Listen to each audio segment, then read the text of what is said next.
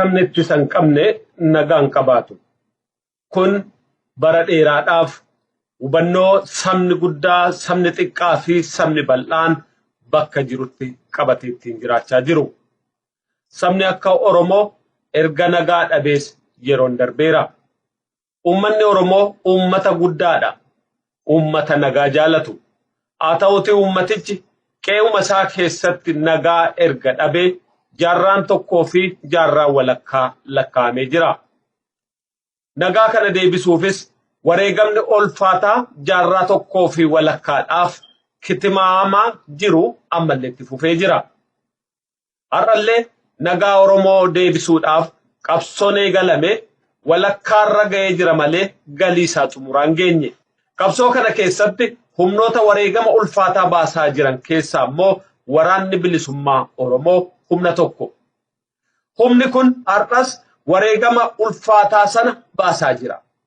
Sochii waraana bilisummaa Oromoo gama Oromiyaa lixaa jiru maal keessa jira? Waraanni bilisummaa Oromoo naannoo sana jiroo uummata bal'aaf dhaamsa akkamii qaba? Gaaffilee jedhaniif deebii argachuudhaaf gama hooggansa waraana bilisummaa Oromoo godinichaarraa iyyaafadheen jira. Har'a kan hin qabadhee dhiyaadhe ajajaa waraana bilisummaa Oromoo godinichaa Jaalmarroo Dirribaati. Jaalmarroo Dirribaa akkuma kanaan dura ijjannoo waraanni bilisummaa Oromoo fi nagaa Oromootiif qabu nu ibseera. Ummati Oromoos ijjannoo isaa daran jabeessuudhaan warraaqsa bilisummaa daran afuufee qabsoo sanatti xumura gochuun akka irra jirus dhaamsa dabarseera. Gaaffiif deebiin Jaalmarroo Dirribaa waliin godhe wallee kana booda isiniif dhiyeessaa nu waliin tura. Qopheessee kanan dhiyeesse Annaabasaa Waaqjiraati.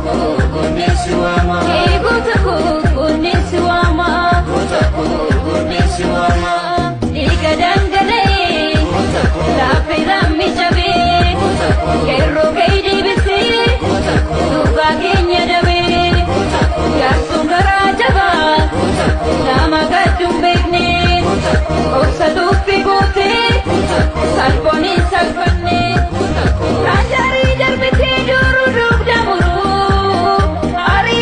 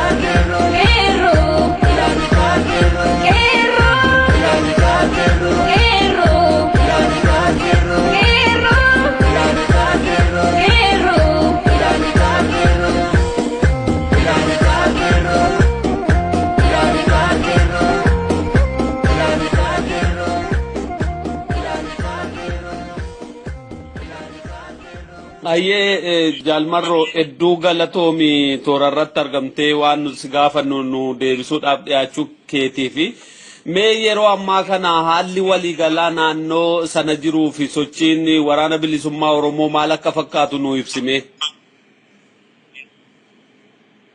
Ayyee sinis fayyaa ta'aa baga jiraatanii haalli waliigalaa naannoo kana jiru sochii waraana bilisummaa Oromoo wanti jijjiirame tokkoyyuu hin jiru.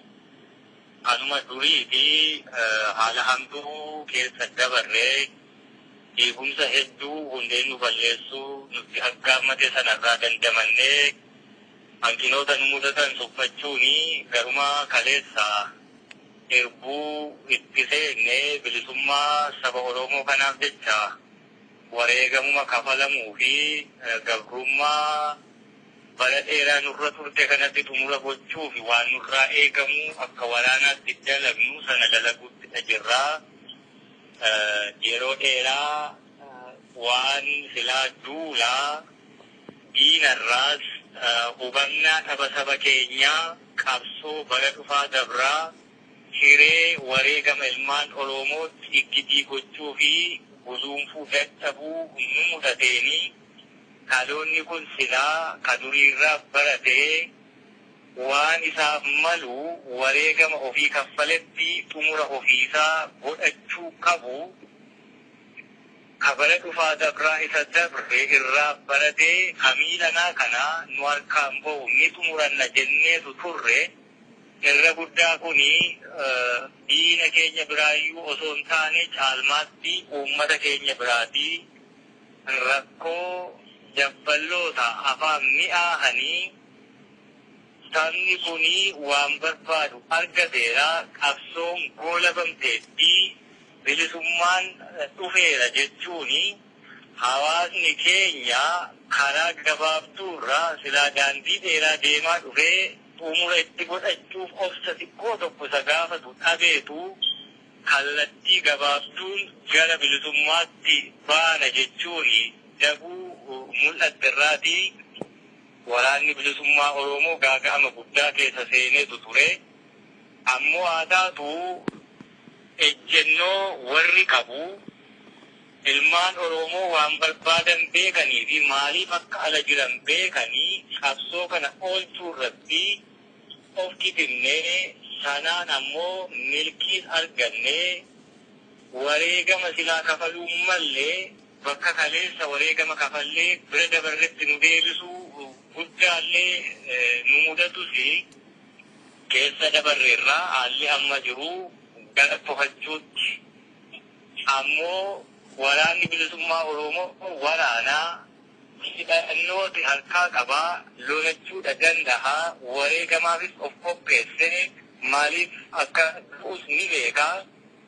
Kana gidduutti baay'ee kan gaaga'ame hawaasa keenya hawaasa nagaa jaalatu harka duwwaa jiru hojjetatee jiraatutu dhumaatii hin malle irra gahee hanga ammaallee ka jiru gama waraanaa caalaa gama uummata keenyaati duutii hidhaanii dararamni silaa baruma mootummaa hanga ammaa seenaa keessatti Itoophiyaa bulchan Oromoo irra gahe takkaa yoo wal bira qabnee ilaallee gahee hin beeknetu amma gahaa jira waggaa tokkootii asitti haala kanatu mudatee kana dandamachuutti dandamannees jirra rakkoon gama hawaasaa jiru garuu ammayyuu duutii hawaasa siviil ta'e harka duwwaa jirurra gahaa jiru hin dhaabbanne wanni waliigalaa gaa kallattii kamiinuu Oromiyaa keessa jiru kana fakkaata ajjechaa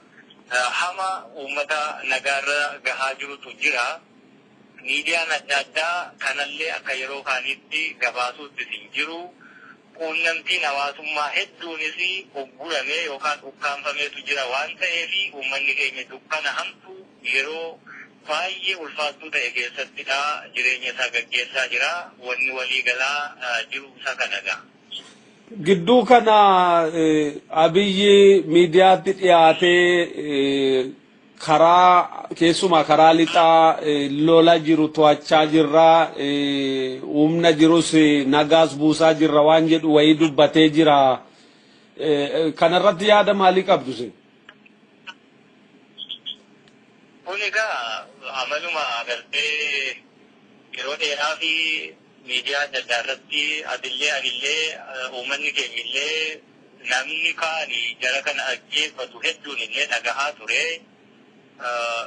Yeroo barbaadan itti ka'anii waraanni bilisummaa Oromoo naannoo gadhiise badee bosonatti galchine ariinee biyyaa baasne torbee tokkotti harkaan qabannaa ji'a keessatti achi wanti kun deddeebi'eetuma dubbatama. Kunis waan sanarraa adda ta'e tokko hin qabu. Waraanni bilisummaa Oromoo hawaasa isaa waliin wareegama qaalii kafalaa naannoo jiru irratti lola ittisarra immoo darbee haleellaa gara rakkoo naannoo kana jiru xumura itti gochuutti falmaa hadhooftuudha gaggeessaa jira. Inni kun hawaasa keessaati silaa ka dhagahamuu qabu. Uummanni naannoo kanarratti waan jiru ukkaanfameetu jiraaf malee carraa argatee dubbate achi haasa'amu sanaa baay'ee kanarraa fagoo faallaa ta'uu namuu hubachuu ni danda'a ture. Ammoo nama faallaa kee dhaabbatee jiru tokkorraati akkuma titiisarraa damma hin eegne titiisni yoo gaaguratti galee bifa kamiinuu waggaa meeqa yoo eegdellee gaaf tokko yoo deemtee baasuuf jette waan raamme argitaan alatti dammi hin argamu. Maal jennaan uumamaan dammeessuu hin danda'u. Kunis nama faallaa kee dhaabbaturraa yoomiyyuu taana wanni ati dhageessu waanuma akkasiitii kan akkasumatti si ibsaa jechuudha. Waraanni bilisummaa Oromoo haala yeroo darbe karaa adda addaa diiguumitti aggaammatame sana keessaa bahee dandamateera. Dandamannaa qofa osoo hin taane ofirraa qolachuu qolatee immoo lola mataa isaatiin qophii mataa isaatiin ofirraa loluu sadarkaa irra danda'utti ceheetu jira waraanni bilisummaa Oromoo. Eegumsi yeroo sanaa silaa akkuma silasi ibsuu yaaletti gama diinaa qofaan hin turre hubannaa dhabiis akkuma kaase sana carraa bara dhufaa dabraa sana kaa Lijiyyaasuurraa kaasee bara Xaaliyaanii uummanni Oromoo lolee Xaaliyaaniin illee gaafa biyya gadhiisu saba lakkoofsaan hedduu ta'e aangomsuu barbaade sanallee of jala dabarsuurraa kaasee hanga bara Dargii egaa salaalee waan jedhe tokko qaba. Safarii ilma bantii of eeggadhu jarri si gantii jedhanii akkitti gaa sirbaan nama gorsantu ture. Booddee immoo yaa safarii ilma bantii si mar'achiisanii akka hoolaa dhaltii jedheetti mammaake carraa achii nu darbee kaasee bara mootummaa ce'umsaa addi bilisummaa Oromoo waraana guddaa qabu dandeettii loltoota muuxannoo akkasumas beekumsa ogummaa qabanii hedduu qabu. Carraa garuu biyya qabachuu dadhabuuni of jala dabarsuu hanga eengadda moosaa kana hundumaarraa baratee yeroo ammaa kanatti fincila diddaa gabrummaatti xumura gochuu danda'u warraaqsa sabaa gaggeessaa ture of harkaa baasetti rakkoon akkasii dheertuutu nu mudatee jechuudha. Kana hundumaa dandamachuu qofaa miti ammas deebinee wareegama biraa kafaluu fi qabsoo biraatti gaggeessuu itti fufuu fi qophii hundumaa dandeettii hundumaa fi ga'umsa hundumaanii ofirraa qolachuurrallee darbee sagantaa mataa isaatiin socho'ee loluutti jira jechuudha waraanni bilisummaa Oromoo. Kanaaf gaaffii na gaafatte sanaa fi deebiin kiyyaa dandamannaarra sadarkaa darbeeni humni waraana bilisummaa Oromoo haa of ifichee jiru siin jechuu barbaada. Akkuma ati kaafte waraanni bilisummaa Oromoo yeroo adda addaa mootummaa Itoophiyaatti qawwee lafa kaa'anii galanii yeroo ammaa bakka adda addaatti faca'anii gargaarsa dhabanii rakkina adda addaaf saaxilamanii jiru. Kana laalchisee waan jedhu qabdaa? Inni kun egaa waan jechuu danda'u hin qabu. Deebisnee illee walitti mammaakuullee taate jaallanuma keenya kaleessaa sana akkanaan goyoonfaman malee hima didaanii du'an diduu ka'esantu waan isaan mudate natti fakkaatanii kanuman siin jedha. Gama kaaniin rakkoo uummata Oromoo ragaa jiru kanaa fi gaa ture walumaa galatti buqqisuudhaaf sadarkaatti uummati saata waayyoonni maal hojjechuu qabu jettee dhaamta. Ayyeegaa wanni jechuu barbaadu bara dhufaa dabraa carraa arganne hundumaa keessatti ejjennoo silaa ganamaa qabaanne sanatti ciccineetu haalli kamuu raafamni kamuu bubbeen kamuu yoo dhufe gowwummaa wallaalummaa siyaasaa garraamummaa Oromoonii yeroo hundumaa lolee xumura irratti guduunfaa gochuu dadhabuu sana keessaa of baasanii xumuratti godhamuudha qabaa. Keessumaa namoonni keenyi gara diidaa jiran silaa biyya faranjiitti jiraatanii biyya beekumsi qaroominni akkasumas teknooloojiin adda addaa guddinni adda addaa keessa jiru keessa jiraatanii biyya sana keessa jiraachuu qofaa osoo hin taane guddinaa fi qaroominni biyyi sun qabaatte siyaasaa fi dimokiraasiin biyyi sun keessa jirtullee waliin guddachuudha qabani. Namni waa barbaadu tokko waan xiqqoo tokkoon hin goyyoomu politikaal neefiitii akkanaa keessan seenu maaliifi wanni yeroo darbe ta'e dibbeen kaaname wareegama har'a kafalaa jirru daa'imni fichuun dhiigatti dhangalaasuu jirtu kanaan nu gaheeraa jechuu qaabsoon burjaajii keessa akka seenu taasifameeraa jechuu dubbachuutu narra jiraatin dubbadhaa malaatu jira yoo ta'e qarqara hooquu fi madaa sanaa hin fayyisu mala'uudha qabaa jechuu. Kanaafi gama diiyaaspooraa irraa fi rakkoon akka sanaan argame wanni har'a silaa wareegamni kaffaluu hin malle nu galche guddaanii hawaasa keenya keessaati ka'e qaba waan ta'eefi komii osoo hin taane wallaalummaan gama kanaan barabaraan nurra jiru cabee keessaa bahuutu nutti jira jechuun barbaada. Yeroo hundumaa Oromooni wiirtuu lafee dugdaa biyya Itoophiyaa kanaa ta'e osoo jiru waan isaa maluu fi kabajaa isaatii maluu argachuu dadhabe. Abbaa bunaa ta'e osoo jiru qola bunaa dhuguutti jira jechuudha. Silaa hansaa kaga'e harkaa qabu akkatti qabatee tiniini qabeenyummaa abbummaa sana mirkaneeffachuu dadhabuurraa jechuudha. Har'a magaala ofii keessatti akka saree bataskaana yookaan masjiida seenteettidha qaaneffamee salphifamee ifatamaati jira jechuudha. Uummata akkasiiti harkaa qabna. Lolee diina ofii ari'eetu irraa deebi'a. Diinni keenya garuu lafa taakkuu tokko gaafa argate alaabaa ofii mallattoo ofii irra dhaabeetu nama gabbarsiisa. Siyaasa hangana wal caallee jechuudha warra nu gabroonfate waliin.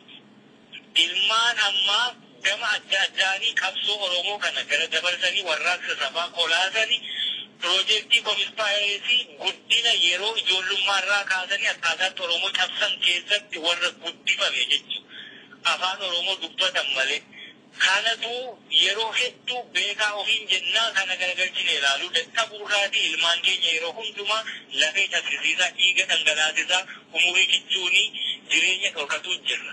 Kanaaf uummanni ala jiru qaroominaa fi beekumsaa biyya keessa jiraatu qabaachuu danda'u turre jira ofii walii sammuun qaroomuu turre jiraata. Dooktara ta'ee garuu kallattii injinara ta'ee kallattii Oromoon tokko. Qabsoon bilisummaa sabaa kun irra adeemu akeekuu hin dandeenye hedduutu jira jechuudha. Dandeettiin keenyi saba keenyaaf hin taane yoomiifuu eenyuufuu ta'uu hin danda'u. Ammoo haala kamuu keessatti immoo harca'ii adda addaa mudate keessatti immoo warri ejjennoo ofii qabaatee qixxoomina qabaatee har'allee waraana bilisummaa Oromoo waliin dhaabbachuuni woboo bakka jirutti gargaaruuf nu bira dhaabbatuuf jiru.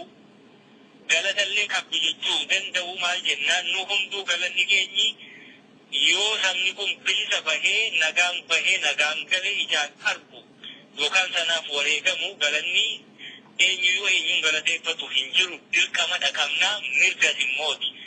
Isin waraana taatanii mootummaa Itoophiyaa dura dhaabbattanii lolaa jirtanii hawaasti sadarkaa adda addaa jiru yoo maal godhee humna isinii ta'uu danda'a. Ayyee fayyaa ta'eegaa yeroo hundumaa wanni jedhu waraanni bilisummaa Oromoo dhiiga namaa dhangalaasuu fi suusii yookaan araada hin qabu dhiiga isa dhangalaasuu warra dhufe ofirraa ittisuutti kun hundumti ta'e waan ta'eef aadaani biyya Itoophiyaa impaayiritii kana keessatti aangoo barcuma siyaasaa karaa nagaa walii kennuu takkaa ta'eef hin beeku hin jirusi kanatu hin jiruu fi warri qawween nu bulchu qawween nu bite qawween biyya kana qabate yeroo hedduu waan isaan odeessanii fi afaan isaanii irraa bahu tokko dubbatanii lammataatti qawwee dhufnee qabsaahaa qawweetiin nu buusaa ta'edhaan gama adda addaan wanni isaan jedhani hundumtiyyuu akka qawwee kaasnu nu taasise waan ta'eef Oromoon waraana jabeeffatuudha qaba. Yoo sana ta'uu baate nagaan jiraate dhugumaan gama nagaan immoo aadaan biyyittii keessatti nagaatiin barcuma siyaasaa walii dabarsuu fi ka injifate saba ofii bulchuu danda'u jiraate immoo Oromoon dhaaba siyaasaa isaa jabeeffatuudha qaba.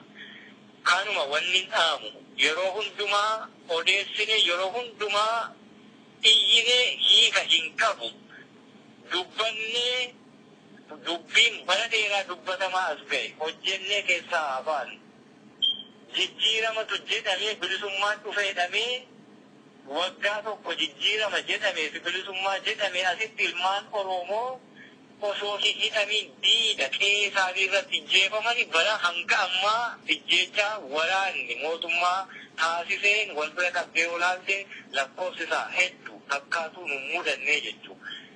Qabsoo biraatti nu seessiseera ammas. Karaan nagaa suni duraanuu hin turre. Jijjiiramni as dubbadheeraa duraanuu hin jiru.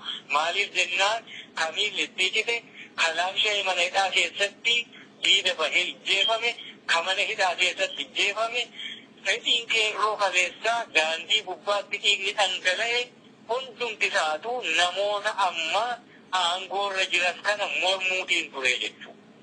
Warri kun hundi isaanii kaleessa yeroo adda addaatti gaafatamanii warraaqsa kanatti qoosaa warra ture kaslabboota warra jechaa ture yoomiyyuu duubatti hin deebinu hin jilbeenfannu waan akkasiin Itoophiyaan hin diigamtumaan warra jechaa ture jechuudha. Warruma kanatu aangootti dhufe malee warruma kanatu achumatti wal jijjiire malee qaamni siyaasaa biyya bulchisuun bakkaa hin taane namoonni waan sana gochaa turanii achumaa achitti naannoorraa naannootti bakka jireenyaatti tottolfatan malee jijjiiramni duraanuun turre namni hedduun amma jijjiiramni kun gara fashaluutti deemaa jechuutti jira. Jijjiiramichi waan fashale hin qabu durumaanuu hin turre waan ta'eef wanni hin turre wanni hin dhaabbanne hin jigu. Kanaaf iyyuu kaleessumaayyuu jijjiiramni hin turre har'as hin jiru qabsoon gidduutti daguutiin dhaabbatee ture gara deebi'ee warraaqsi kaleessaa ka'ee Oromoon waan isaa malu argachuuf qophii ta'utu irra jira hojiin immoo argisiisutu irra jira. Waraanni bilisummaa Oromoo waadaa isaa yoomuu hin diigne hin haalle duubas hin deebine sanumatti jira jechuudha. Uummanni Oromooti kanumatti deebi'uutu isa baasa. Yoo sana ta'uu baate naannoorraa naannootti gandarraa gandatti mana ofii keessatti rasaasaa wal dhalamee du'aa kanumatu immoo jira kanumatu isa eeggataa jechuudha. Yeroo hedduu yoo dhageessa ta'ee obsa bitanne obsan qabnu kan jedhutu aangawoota mootummaa Itoophiyaa ofiin jedhan irraatii dhagahama. Obsi dhumate suni har'a hojiitti hiikame ilmaan Oromoo dhiigni dhangala'aa jira jechuudha. Oromoon kana ofirratti ilaallachuu hin dandeenye yoomiyyuu rakkoo kana keessaa bahuu hin danda'u. Taansi kiyya kanu. Ayyee fayyaa ta'e gaaffiif deebii keenyarraa xumuruudhaaf dhumarratti wanti jettoo jiraata. Ayyee fayyaa ta'e gaafisi uummanni Oromoo wal malee qabu of malee hin qabu waraanni bilisummaa Oromoos qabsoo ofitti hirkannoo mataa isaa irratti fi saba isaa irratti hirkate gaggeessa waan ta'eef akkanuma nu bira dhaabbadhaa nu jabeessaa sabni biyya Itoophiyaa keessatti gaggeessamaa jiru sabni hedduun of ijaaraa jiru hundumtiyyuu qophii qaba. Gaafa rakkoon dhalate sabni qophii hin qabne yoomuu sabuma Oromooti. Kanaaf akka waraana bilisummaa Oromooti. Qawwee harkaa qabnu kanaa injibbiinaallee tuffatiinaallee yoollee waan tokko ta'uu dadhabee boruu dhibbiini wal eeguuf of eeguuf illee nu fayyadaa jechuun barbaada. Dubbiini furmaata ta'uu dideeraa hojiimatu nu baasa waan ta'eef dubbii dheeraa waan nu godhuun qabu warraa sagaleessaatti deebinee qaanii gabrummaa keessa jirruu fi rakkoo siyaasaa fi waraanaan mudatee jiru kana keessaa bahuu qabnaan taamsuma kiyyaa kanumaan qabanis jaalatee fayyaa ta'e.